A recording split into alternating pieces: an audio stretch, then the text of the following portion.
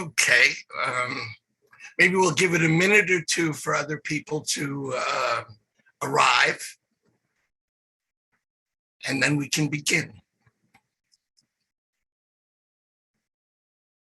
Mark Potok just emailed me asking how to change his stream, so I think he's having trouble. I'm gonna email him back and hopefully Please do. That's out of my ken.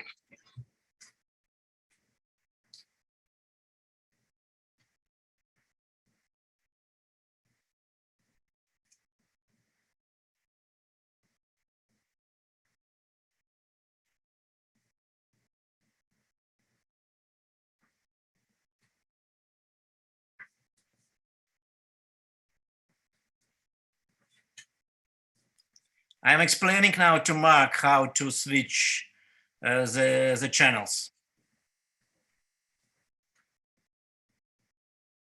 For those of you who are there, that's my dog in the back. Cute. That's Phoebe. Oh, Phoebe. Yes. What a cute name. Okay, so Mark Potok should have received the link at this point, so hopefully he'll be able to join us soon.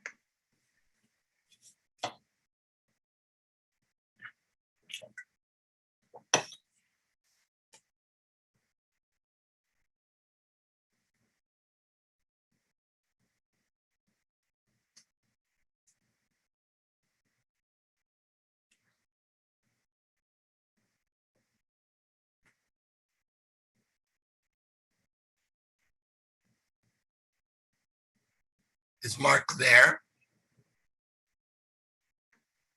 He just received the message, so I think he was emailing various people to try and get it as soon as possible, but he has the link, so I'm sure he's gonna be able to connect soon.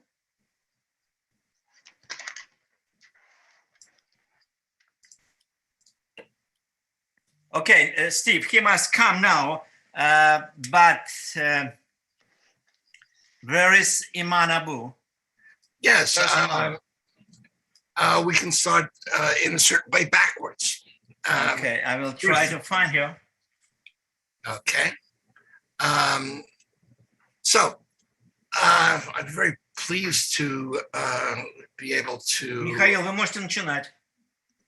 Спасибо большое, Валерий Ильич. Я на самом деле, собственно, ждал отмашки. Уважаемые коллеги, добрый вечер.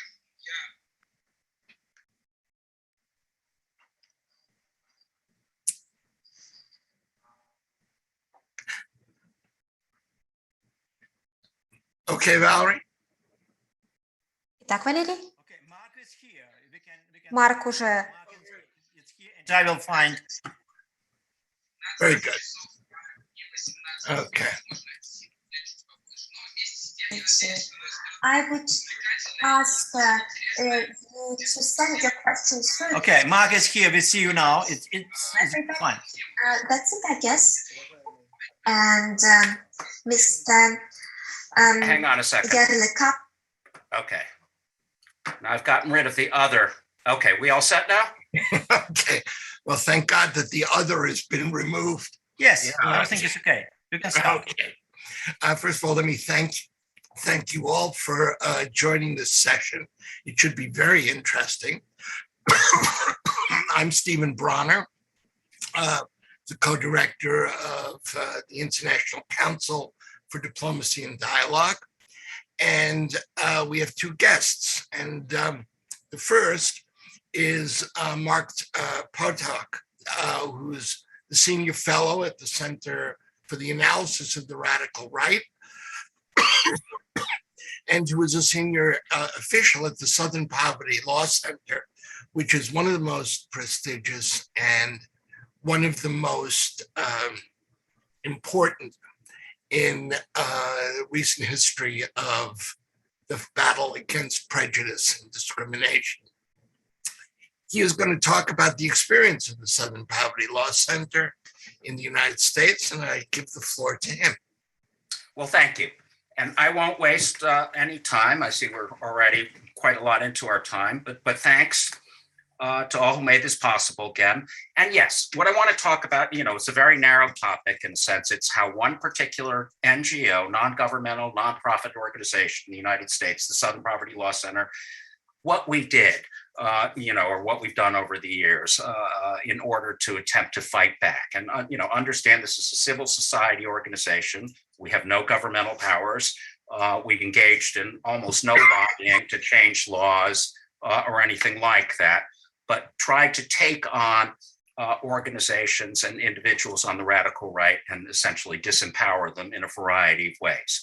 Real briefly, the SPLC was begun by a lawyer, a guy named Morris Dees, back in 1971. And the kind of idea of the center was, well, after the assassination in 1968 of Martin Luther King, the civil rights revolution was certainly unfinished. And so Morris's idea was to promote, to kind of try and carry that through. So the center became famous initially, and I'll talk about this first and then other techniques. The center became famous over a kind of civil lawsuit that Morris and other lawyers at the center cooked up in the early 80s. And essentially the idea was, of course, again, we were not police or law enforcement. We had no state power.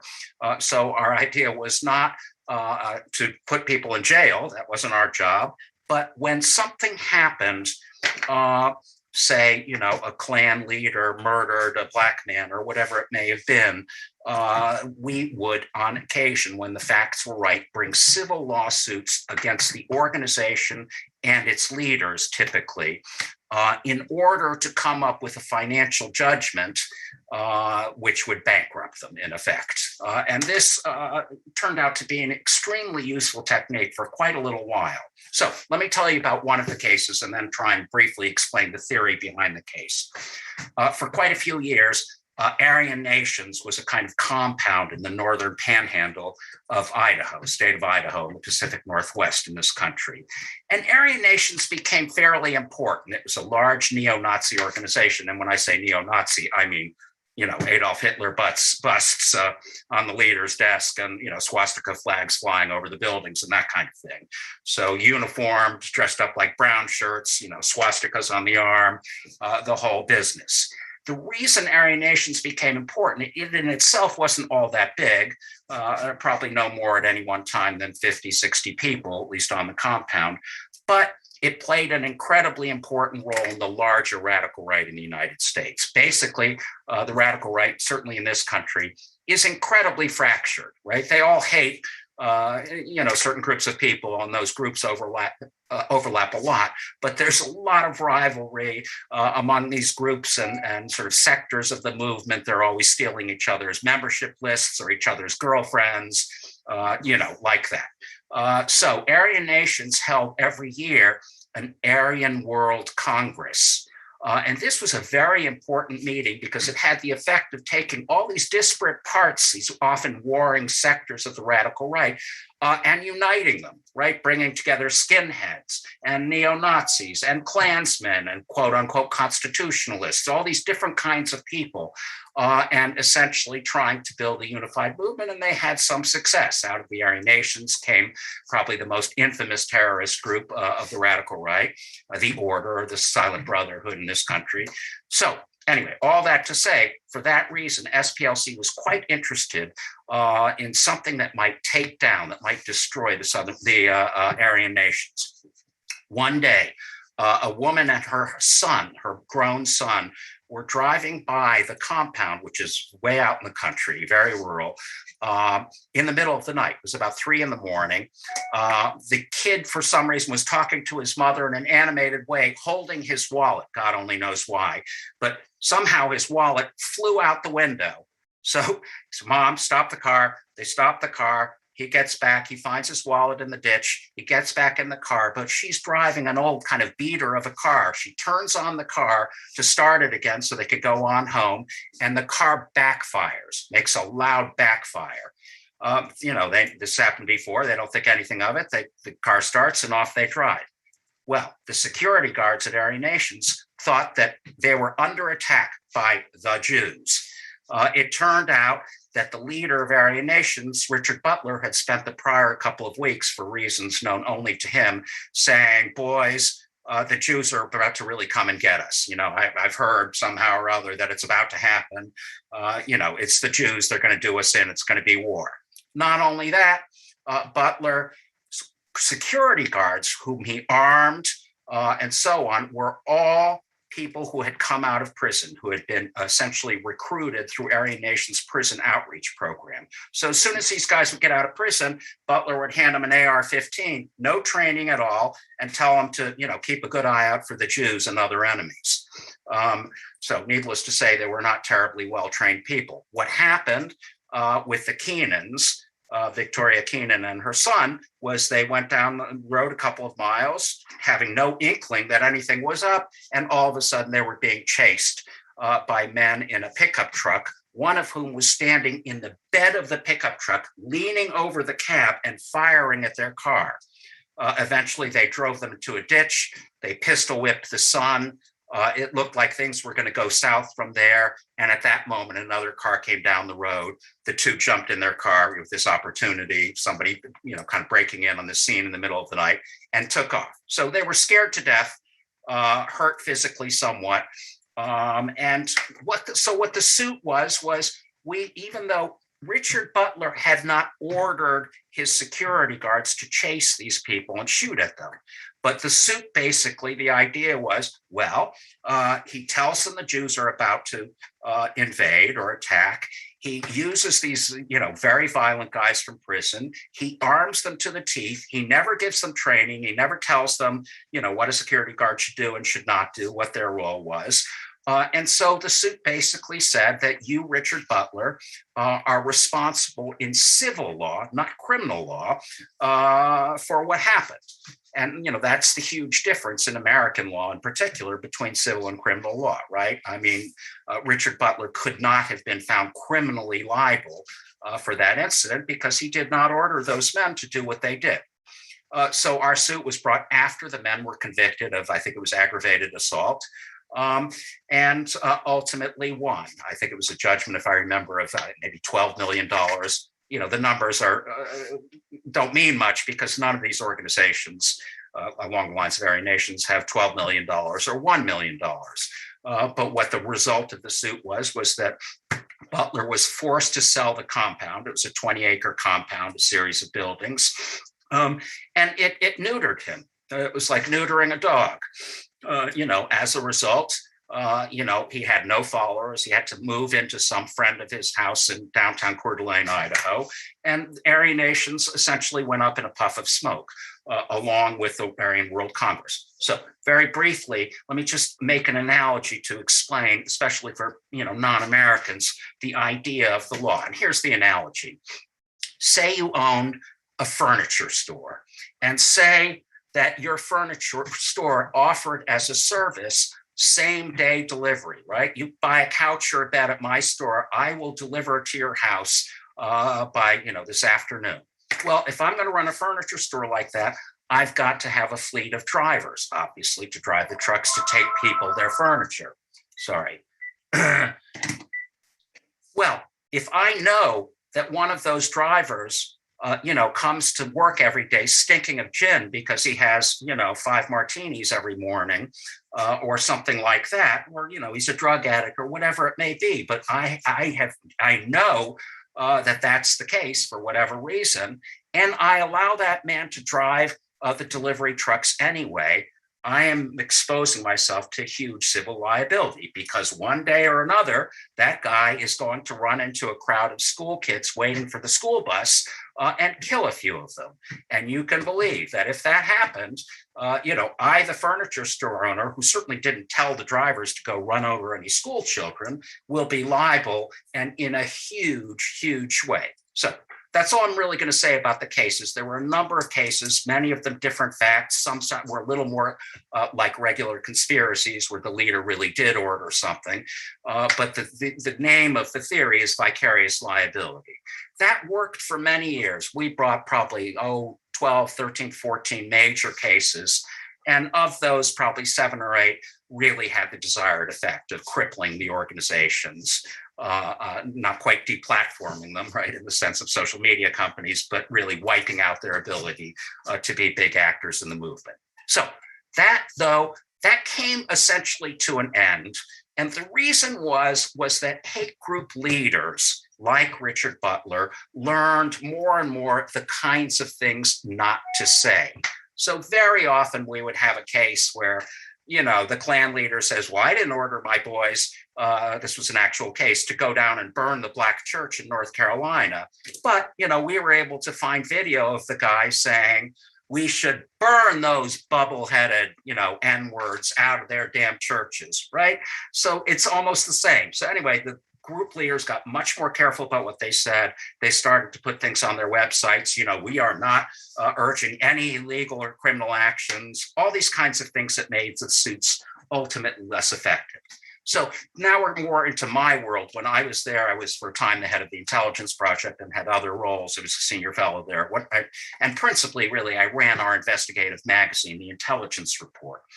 And in that role, what we developed were a series of techniques for basically using information, often information we would find through investigative journalistic techniques, using information to hurt, to disempower, or to otherwise damage these groups and some of the individuals associated with them, all with the aim of essentially cutting off their ability to propagandize or inspire political criminal violence. So an example, when I first got to the Southern Poverty Law Center, very shortly after I started there, we learned of a case, a small group called the Knights of Freedom. This was a group based in a college, a fairly good university, Wofford College in South Carolina. And it was run by a sophomore kid by the name of Davis Wolfgang Hawk. Well, it was one of hundreds of groups, but it interested us at the time because Davis Wolfgang Hawk, a very Nazi sounding name, right, had the ability actually not just to write things on the internet and say ugly things, send them around in emails or whatever. He actually was able to put 100 people on the street at any given time, right? So he could assemble a demonstration. In other words, he was having a real world effect. So this was early days of the internet. We were quite interested in how that was working.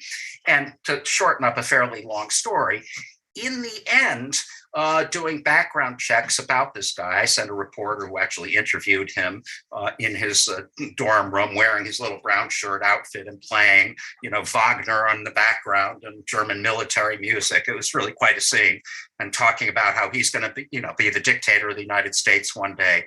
Well, in the course of all of this, before we published a story about the guy, I asked the reporter to do a little more looking into the guy, just to do some background on him. And lo and behold, we found out something that Davis Wolfgang Hawk did not want the world to know, which was that when he started college, when he left his wealthy parents in the Boston suburbs to go down to Wofford, South Carolina, he stopped at a courthouse and he changed his name because his real name, his birth name, was Andy Greenbaum. He was Jewish, right? So, our purpose is not so much to, throw the guy into a psychiatric hospital, but it was an incredible opportunity, and we actually had as a kind of part of our mission statement internally, sow discord, right? Well, so we wrote a story in the next issue of the magazine that basically, starts off with him playing his military music and his swastikas and his Sikh Heils and all the rest of it, and then got to the punchline.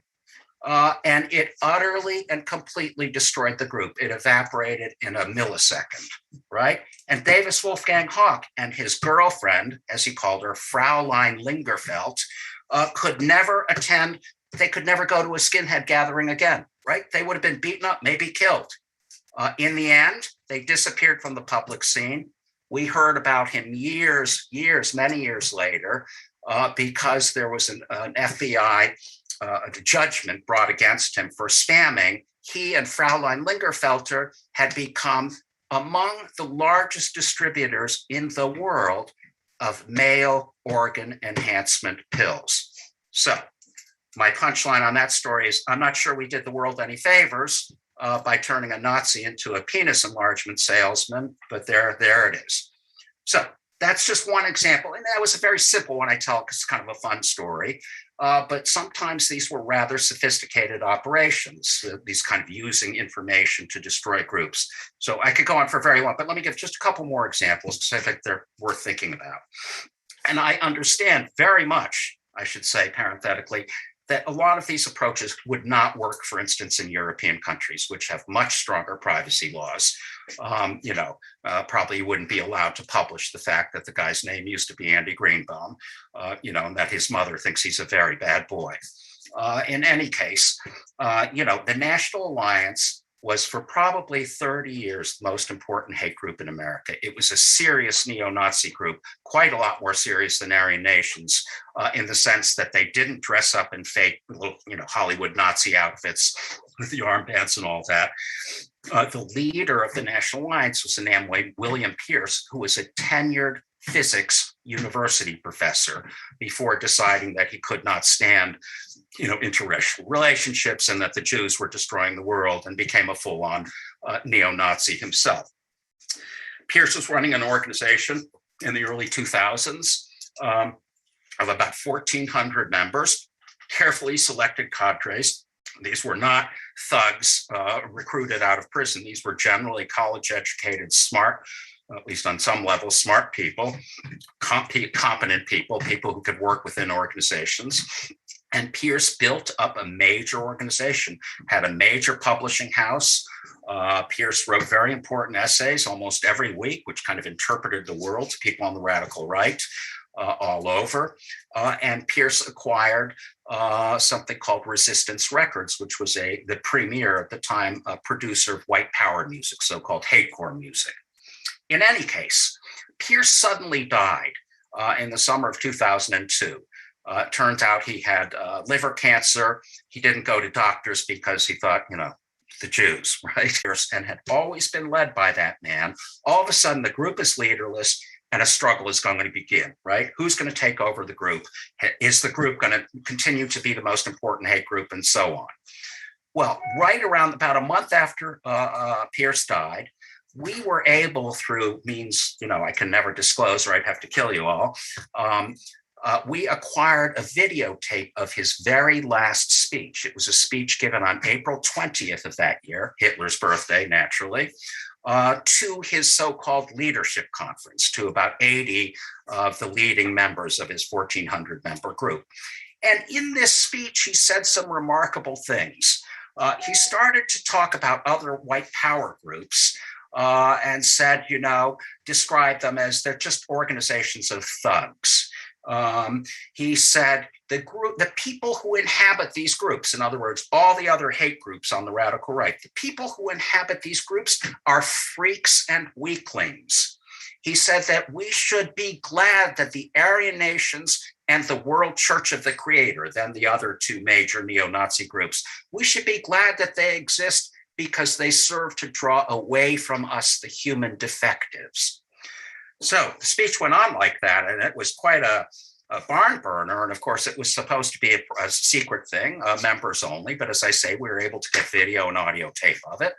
And so in the next issue of the magazine, we wrote a story that began essentially as an obituary of William Pierce, sort of ding dong, the witch is dead. And, and who was William Pierce? And, long about the 6th or 7th paragraph, we kind of back into the story of what he said in his last speech. Am I taking too much time? I can't hear you.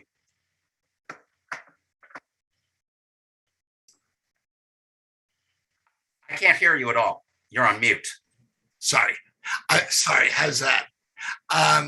If you can sort of close up, that would be good. Yeah, okay. Let me wrap. So we write this story, and in it we have these incredible. Because Abu Iman is absent.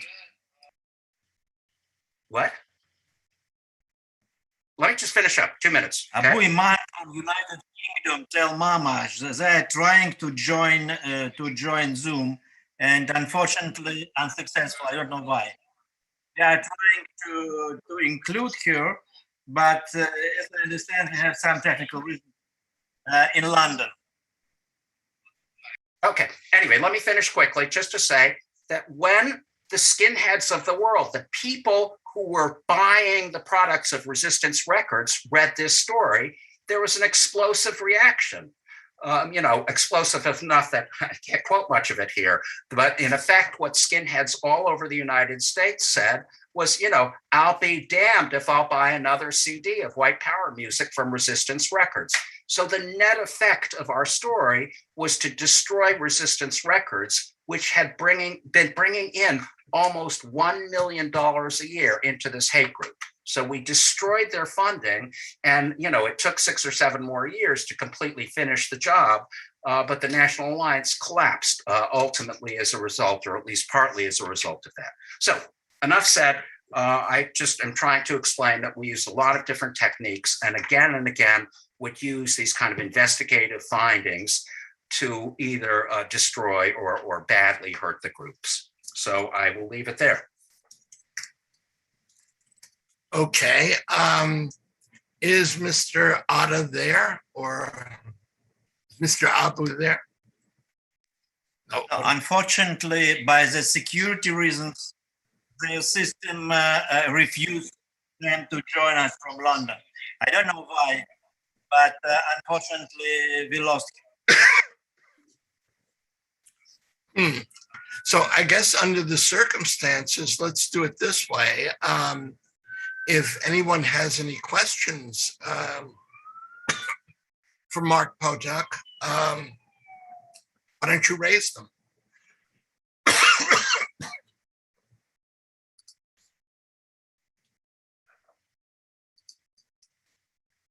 Well, perhaps I can raise one.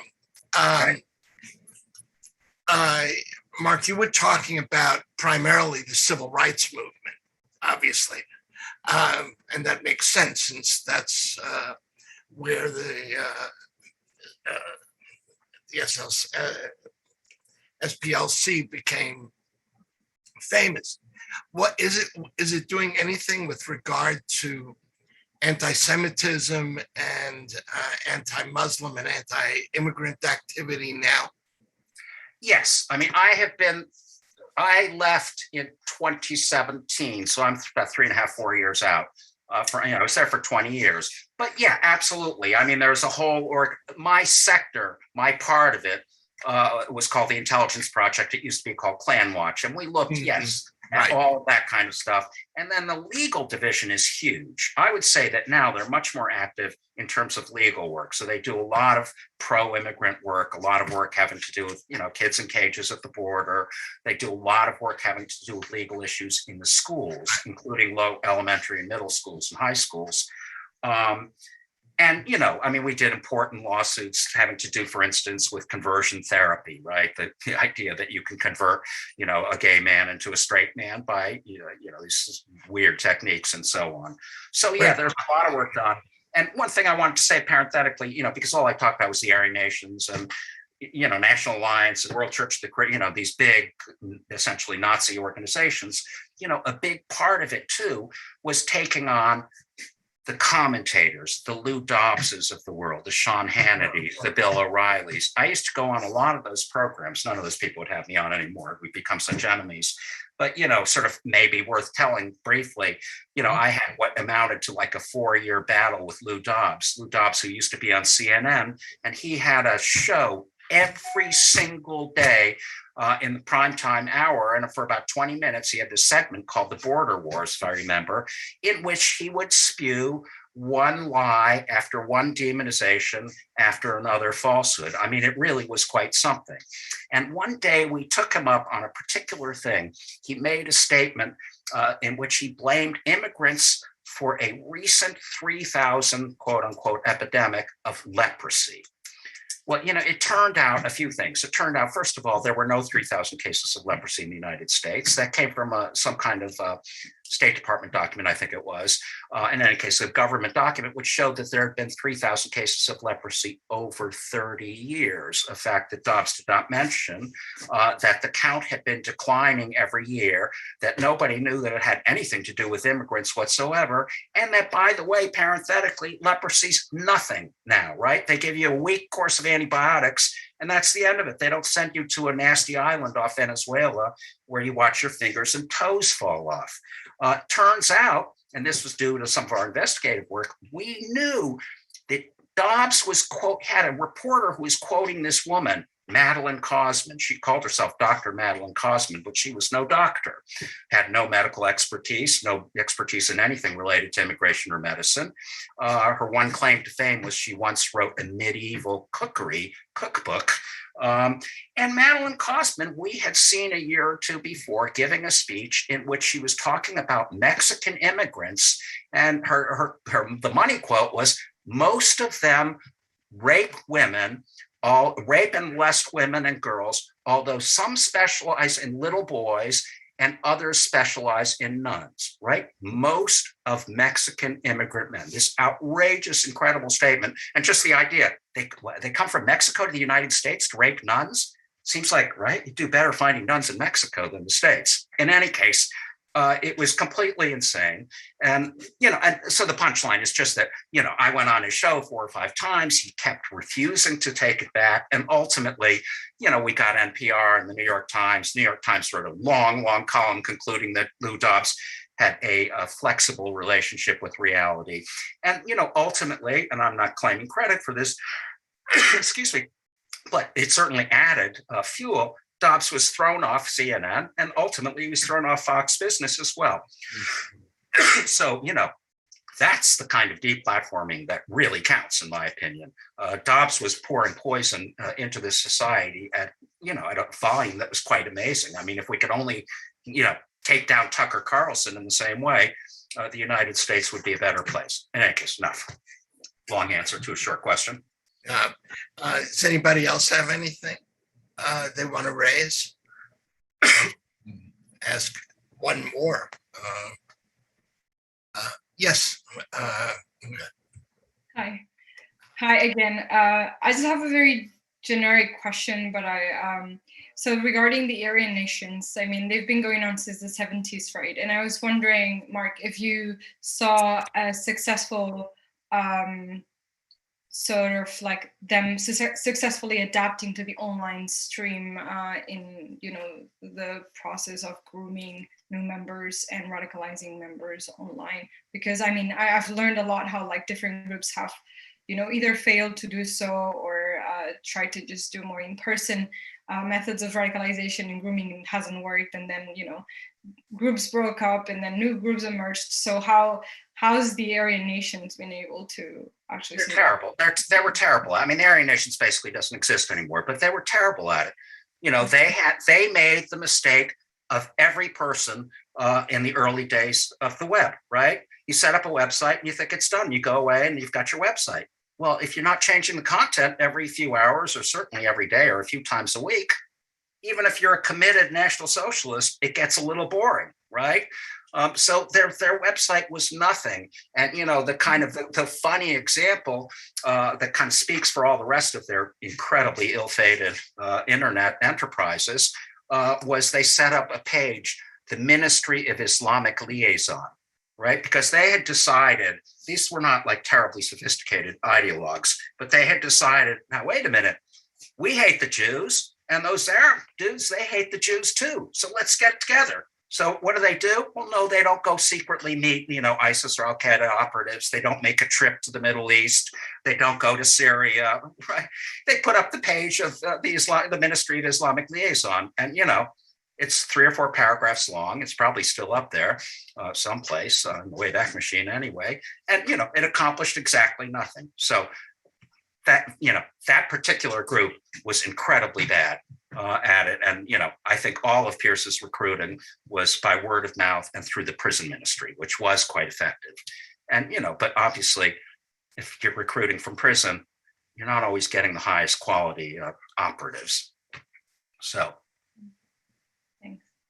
Sure. Anybody else? Something they'd like to ask?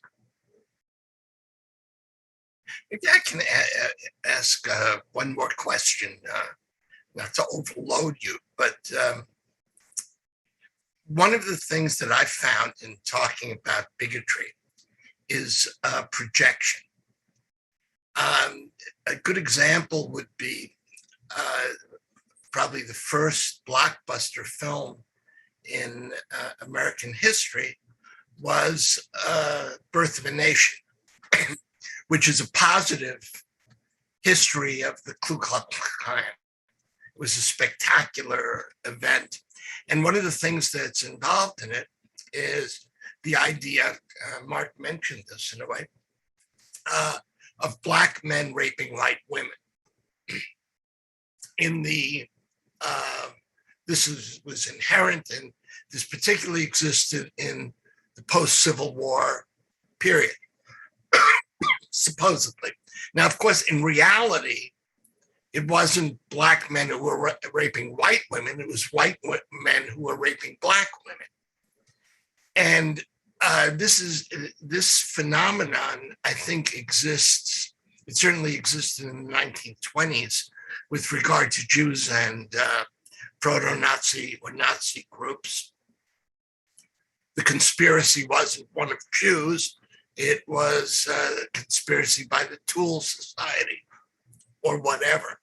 And it seemed to me that this was a way to confirm the belief that you have to act in a preemptive fashion, because this is what the target of your bigotry is going to do. I wonder if that's still prevalent, and that if one of the ways to sort of break the belief in bigotry is to try and break down the projection, if that makes sense. Yeah, I mean, I think it's still true. And, the thing that the kind of sector of the radical right that immediately comes to mind, and, you're absolutely right about Birth of a Nation. And, to me, the first era Klan, even the second era Klan, the Klan of the 1870s, the Klan of the 1920s, that was the, miscegenation, right? That was the worst. That was the biggest boogeyman of all, the idea that our white women could be sleeping with Black men, right? So what occurs to me that seems very similar is when you look at anti-gay groups in this country, the sort of Christian right groups, and in particular, the groups that are into conversion therapy, so-called ex-gay therapy, reparative therapy, right? You come to our camp and we're going to go through these exercises and so on and teach you not to be, not to get rid of your, as they call them, unwanted same-sex attraction. Well, that movement exists to some extent today, but it's almost entirely collapsed. Because the conversion therapy methods were in many cases like wildly barbaric. Watch movies of gay sex and then administer electric shocks kind of thing. But also, and more importantly, because almost every single major conversion therapy organization was headed by a man who ultimately decided, you know what, I really am gay. And then they turn around and marry a man. And renounce the movement. This happened again, probably in 7 or 8 major cases in this country. So, I mean, my God, talk about projection, you bet. And, you look at some of the misogynist groups, the groups of the so-called manosphere, right, which are basically, they're just woman-hating groups. And, the projection there is that these women are involved in screwing the men, right? That the women tell these stories about men in order to get custody of their kids, in order to get favorable, money treatment, child support treatment, and so on by the courts. When it's just the opposite. It's the men who are abusive, the men who are abusing the kids. In any case, that's not maybe as good as an example, but yeah, I think it's obviously true in many cases. I also think it's not true in others. I mean, I always think that it's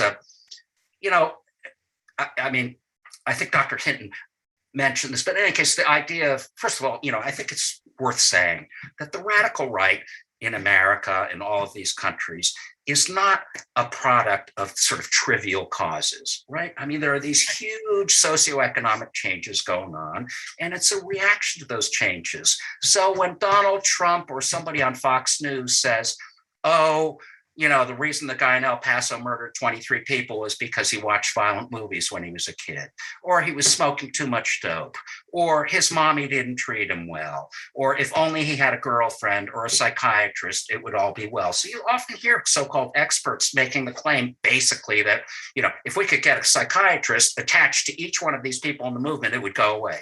And that, I think, is ridiculous, utterly false. So what I'm trying to say is, to me, it's important to understand the radical right has real causes. They aren't trivial causes. And to say that every person is mentally ill or some kind of nutcase who thinks he's going to, build an anti-gay organization because what he's really trying to do is repress his own, gay desires, I think is wrong. So, so on to Timothy McVeigh. And all I would say about that is, Timothy McVeigh was not mentally ill. He was not stupid. He was undeniably bright, right? The guy managed in 10 months for under $5,000 to build a bomb that was capable of destroying an enormous building, and then pulled it off, murdered 168 people, including 19 small children, and certainly had in his own mind a justification for, what he saw as merely collateral damage. So, I'm not doing a Gore Vidal. I think Timothy McVeigh is a miserable human being and everything he represents is miserable, but he wasn't mentally ill. He wasn't crazy. And he wasn't, doing it because he secretly wanted to, sleep with government agents or something like that. Right. Right. That's given. Yeah. Right. I'm totally with you. So anybody else have anything they want to raise? No? So I don't know, Valerie, you want to give people like 10 minutes before we start the next session? Okay, friends, Mark, thank you very much for a very interesting speech. Sure. I think that because Abu Iman is not here, and I don't know why, but they're trying to come in, but they can't. I ask you to switch now the stream to the first one, and we will have the finalizing discussion in 10 minutes. In 10 minutes, the finalizing discussion in the roundtable organized by the Rutgers University. And well, it's going well. Just switch your stream, your link to the first stream. Okay, thank you. Here we are finishing. Okay.